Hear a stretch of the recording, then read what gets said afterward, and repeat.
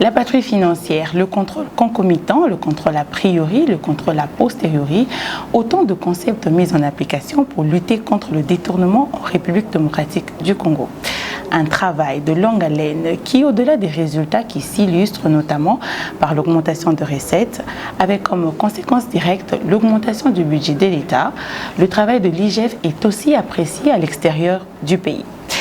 Le prix de la lutte contre la corruption décerné par le célèbre magazine américain de Forbes à Jules Alinguetti, inspecteur général des chefs des services de l'IGF, en est une illustration. Nous allons parler de l'IGF, mais aussi de cette reconnaissance qui part de l'intérieur pour faire plus de co à l'extérieur du pays. Mesdames, Messieurs, bonjour et bienvenue dans ce nouveau numéro de 7 jours en RDC, entretien spécial avec Jules Alinguetti, inspecteur général et chef de service de l'IGF. Monsieur Jules Alinguetti, bonjour. Bonjour Madame Sarah. Permettez-moi de vous féliciter. Merci beaucoup. Parce que là, c'est sur cette note que nous allons commencer. Vous avez récemment reçu un prix aux États-Unis et cela prouve que l'extérieur apporte beaucoup plus d'importance au travail que ABA et l'IGF ici en RDC. Qu'est-ce qui s'est réellement passé? Peut-être l'extérieur apporte beaucoup plus d'attention actuellement sur le travail qui s'est fait à République démocratique du Congo dans le cadre de la lutte contre la corruption. En fait, il s'agissait des prix Forbes Africa. Vous savez, le magazine Forbes, c'est l'un des magazines américains de renommée internationale et très élevée qui fait la cotation en matière économique et en matière de finances publiques. Donc, nous sommes allés à une conférence pour l'investissement en Afrique et à l'issue de cette conférence, un certain nombre d'autorités africaines ont été primées pour leur engagement dans l'économie et les finances publiques de l'Afrique. La RD Congo a eu plusieurs prix, notamment le ministre des Finances a obtenu les prix pour une grande mobilisation des ressources nationales. Vous savez, le Congo, depuis 2 ans, est en train de faire de très hautes performances en matière de finances publiques, particulièrement de mobilisation des recettes. Voilà pourquoi ces efforts ont été reconnus au ministre des Finances. Et aussi, en RD Congo, il y a un très grand travail de la lutte contre le détournement des deniers publics, la fraude, la corruption qui s'est fait. Et Forbes a reconnu les efforts de l'inspection générale des finances dans cette lutte contre ces antivaleurs dans les finances publiques. Ce prix a été donné donc à l'inspection générale des finances. Quelle lecture fait l'inspection générale des finances quant à ce prix qui vous a été décerné dans le climat des affaires? En fait, c'est une reconnaissance des efforts que la RDC est en train de mener depuis 3 ans pour assainir les finances publiques, pour éradiquer les antivaleurs dans la gestion publique, bref, pour combattre la corruption. Les efforts que son Excellence, Monsieur le Président de la République, chef de l'État, tient, parce que c'est lui, au fait, qui donne l'impulsion à tout ce travail de lutte contre la corruption qui s'est fait en RD Congo. Donc pour nous, c'est vraiment une nouvelle perception que la communauté internationale commence à avoir sur la République démocratique du Congo dans son engagement de lutter contre la corruption dans le pays. En parlant de climat des affaires, l'IGF a déjà quelques échos venant de l'extérieur pour dire que les investisseurs sont ici en RDC parce qu'ils se sentent en confiance du travail que mène l'IGF ici en RDC. Bon, je ne suis pas dans le domaine des investissements, mais vous savez que la lutte contre la corruption, c'est un élément essentiel dans le cadre du climat des affaires. On ne peut pas venir investir dans un pays où la corruption bat les pleins. Donc les efforts de la RDC pour repousser la corruption dans notre environnement économique est louable et cela attire les investisseurs. Voilà pourquoi la communauté internationale était intéressée d'écouter ce qui se passe en RD Congo, de nous entendre, enfin au fait de faciliter une nouvelle perception de notre pays. Nous pensons qu'avec ça, les investisseurs commencent à être de plus en plus rassurés qu'il y a une volonté politique ferme des autorités congolaises de repousser la corruption dans les pays et par conséquent, ils sont disposés à venir visiter la République démocratique du Congo. Vous avez été au Parlement belge. Vous pouvez nous raconter qu'est-ce qui s'est réellement passé? Qu'est-ce que la Belgique a voulu avoir de la RDC à travers l'IGF? Nous avions été reçus à la Commission des Affaires étrangères du Parlement belge pour présenter les avancées réalisées par la République démocratique du Congo depuis 3 ans en matière de lutte contre la corruption. Donc, nous avions tout d'abord commencé par faire un état des lieux de la corruption en 2019. Nous avions décrit la profondeur de ce mal dans notre société et les actions et stratégies qui ont été définies par le président de la République, le gouvernement congolais, et que l'inspection générale des finances était chargée de mettre en œuvre. Et enfin, nous avions présenté les résultats obtenus jusque-là et quelles sont les perspectives d'avenir, qu'est-ce qui reste à faire dans ce cadre-là. Voilà, donc nous avons fait cet exercice devant les parlementaires belges qui ont apprécié au fait les efforts de la République démocratique du Congo pour combattre ces fléaux qui est la corruption qui ronge toutes les économies du monde et l'économie congolaise n'y échappe pas. Qu'est-ce qui a, selon vous, attiré le Parlement belge dans cette lutte précisément?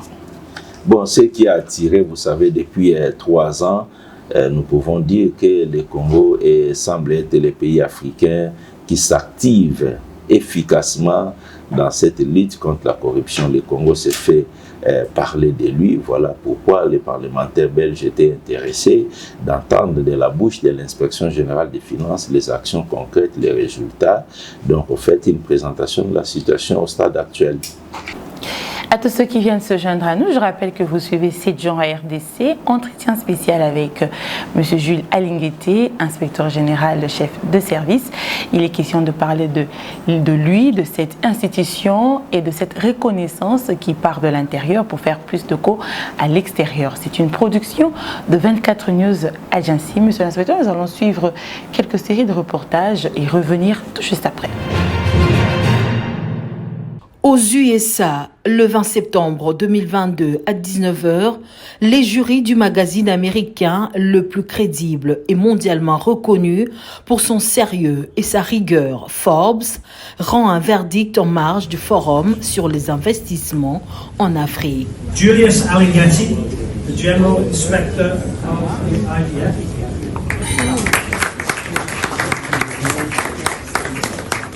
L'RDC de Félix-Antoine Tshisekedi est la meilleure économie africaine 2021-2022. Au cœur de cette performance historique, Félix-Antoine Tshisekedi Tshilombo et son équipe de travail, en tête de laquelle on trouve notamment Nicolas Kazadi, Jules Alinguete et Patrick Mouyaya. Nicolas Kazadi est le ministre de Finances qui a piloté les performances financières et économiques de la RDC avec un budget qui passe des 4 milliards de dollars américains en 2019 à 15 milliards de dollars américains. Un cadre macroéconomique stable, une croissance économique au-delà de 5%.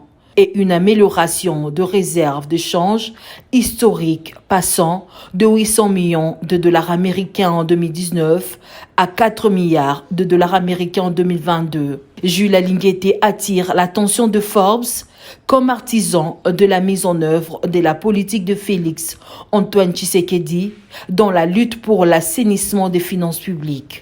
L'homme a mené un combat corps à corps et sans merci avec les prédateurs des finances publiques congolaises au point de devenir l'homme le plus craint de gestionnaires publics congolais. Déterminé et ferme, Jules Alinguete ne recule pas devant les antivaleurs. En 2 ans, il a mis en route un nombre impressionnant des membres du gouvernement et des gestionnaires publics véreux. La contribution de l'inspection générale de finances de la RDC dans l'instauration de la bonne gouvernance publique est saluée par les observateurs avertis. Un autre Congolais à l'honneur était l'homme d'affaires Kindwelo.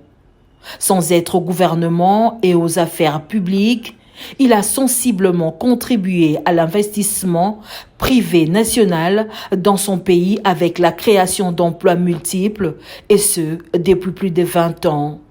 Félicitations à ces dignes fils de la RDC pour leurs efforts pour les redressements de leur pays. L'inspecteur général de finances, chef de service Jules Linguet a été reçu le mercredi 28 septembre 2022 à la Chambre de représentants du Royaume de la Belgique.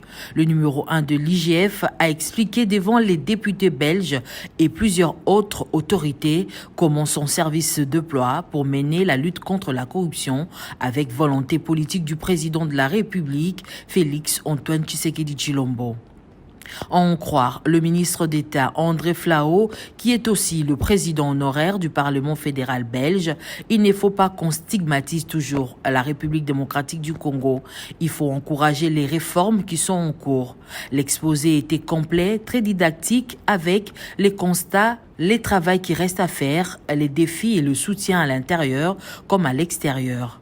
Le Parlement belge félicite l'IGF pour la mise en place du contrôle a priori appelé la patrouille financière dans les finances publiques congolaises. Partenaire privilégié de la RDC, la Belgique voit par les actions de l'assainissement des finances publiques que mène l'IGF une meilleure occasion d'accompagner les gouvernements congolais. La corruption au Congo n'est pas une exclusivité. Il y a la corruption partout. Le tout, c'est de s'atteler à cette lutte qui mine nos sociétés.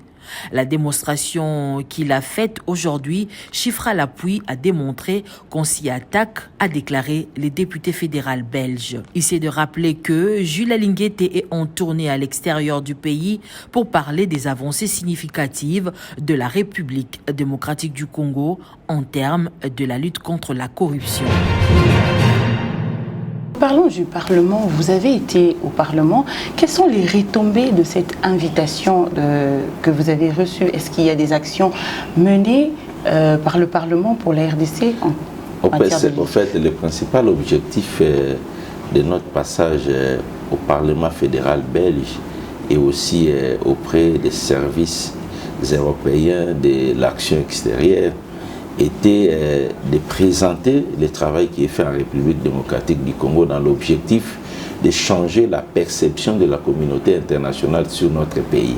Vous savez, depuis longtemps, avec tout ce qu'on a vécu, notre pays était considéré comme un milieu où la corruption battait les pleins, où la corruption n'était pas combattue, où la corruption était dans le vécu quotidien de notre population. Alors qu'il y a 3 ans, il y a un travail important qui s'est fait, il y a un réveil de conscience nationale de tous les Congolais et des Congolaises pour repousser la corruption dans notre environnement. Il y a un travail qui s'est fait au niveau du gouvernement, au niveau du président de la République, pour réprimer les actes de corruption, de détournement et de fraude. Donc nous avions eu donc cette mission de présenter ce travail pour permettre à la communauté internationale, donc à l'Union européenne et à la Belgique d'avoir une autre perception de la République démocratique du Congo et d'intérioriser ces avancées pour changer un peu toutes les cotations que nous avons à cette matière. 35 ans déjà que vous avez fêté récemment, vous vous dites que ça y est, on est arrivé, j'ai reçu un prix, j'ai été reçu au Parlement, où l'objectif est atteint, ou il faut encore faire mieux? Non, je n'ai pas reçu le prix, c'est le pays qui a été au fait honoré, ce n'est pas Jules Linguet, c'est un travail qui s'est fait tout d'abord et on a vu l'IGF d'abord. Oui, c'est un travail qui s'est fait sous l'impulsion du chef de l'État et avec tous les inspecteurs des finances. Donc c'est une reconnaissance pour notre pays tout d'abord tout entier, pour son engagement dans la lutte contre ces antivaleurs. 35 ans de l'inspection générale des finances, ce n'est qu'une date anniversaire où nous nous sommes souvenus que le service a été créé il y a 35 ans, mais c'est à peine que le service a pu sortir ses griffes pour exercer ses missions avec beaucoup d'efficacité. Donc pour nous, il n'y a rien de satisfaction, c'est tout simplement une occasion pour dire aujourd'hui l'inspection est en train de faire le travail, c'est l'occasion pour nous d'en faire davantage pour donner à notre pays les meilleurs résultats en matière de lutte contre la corruption. Donc c'est un travail de l'inspection générale des finances du gouvernement congolais et plus particulièrement du président de la République en termes de récupération des sommes détournées ou volés. Donc, compte tenu de cette difficulté, nous avions trouvé qu'il était important, à l'instar de ce qui s'est fait sous d'autres sites, en Belgique, en France, en Grande-Bretagne, tout le pays développé, de mettre le curseur vers un contrôle préventif, un contrôle a priori, un contrôle en amont des actes de gestion qui vise au fait à empêcher les gestionnaires à poser des actes d'irrégularité. Voilà, c'est au fait ce qu'on appelle aujourd'hui en République démocratique du Congo la patrouille financière. Donc c'est le contrôle a priori qui est prévu dans les textes portant contrôle des finances publiques en République démocratique du Congo. Nous allons suivre un reportage de quelques secondes qui vous a été adressé par un peintre qui est ébloui du travail que vous faites. Nous allons suivre et revenir. Lutter contre la corruption à travers la patrouille financière, le concept est de plus en plus intériorisé par la population et d'aucuns s'approprient le combat que mène Jules Alinguete, inspecteur général chef des services de l'IGF en République démocratique du Congo. C'est le cas de Kadima, un artiste peintre qui, par ce tableau représentant Jules Alinguete, apporte son soutien au combat du gendarme financier congolais. Avec une dextérité toute singulière, l'artiste s'exprime à travers son art pour reconnaître le travail que abat l'inspecteur général de finances qui met en pratique la volonté du chef de l'État, Félix Tshisekedi, quant à la lutte contre la corruption. Jules Alinguete, c'est l'un des grands hommes, des grands soldats que nous avons pour aider ces pays à atteindre ces objectifs de développement, en fait, parce que sans une grande surveillance de finances ou bien de trésorerie, dans peu importe ce que l'humain fait, dans les business, dans les affaires, dans tout ce qu'on fait, il n'y aura pas un développement, il n'y a rien en fait qu'on peut être capable de faire. Dans ce tableau, l'artiste veut, au-delà de l'expression artistique, soutenir le combat contre le détournement de fonds de l'État. Pour cet artiste, Jules Alinguete, sous la vision du chef de l'État Félix Tshisekedi, représente une valeur susceptible de sauver le pays face aux fossoyeurs de fonds de l'État. Et avec les clous, plusieurs clous qui représentent par exemple plusieurs dossiers, plusieurs personnes qu'il faudrait, plusieurs voleurs qu'il faudrait bloquer. Et les cordes peuvent représenter la vision et la politique mise en place pour contourner tous les plans.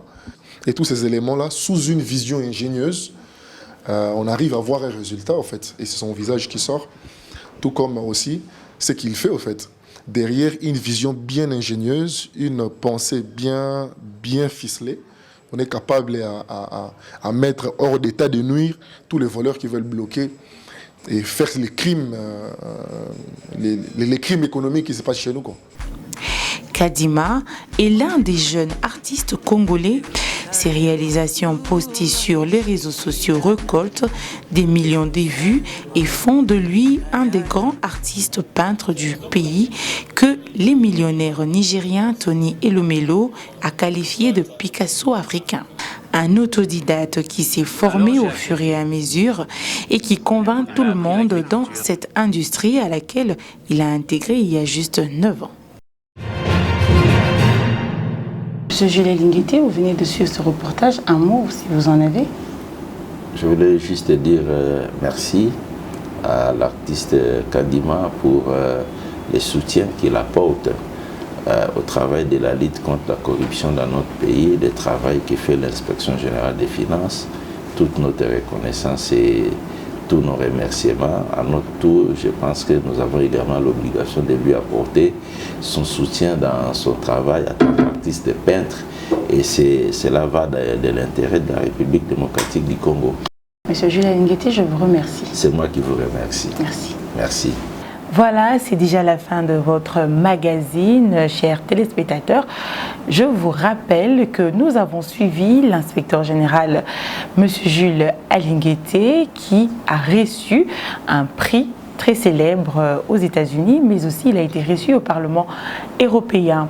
Quant à moi, je vous dis au revoir et à la prochaine.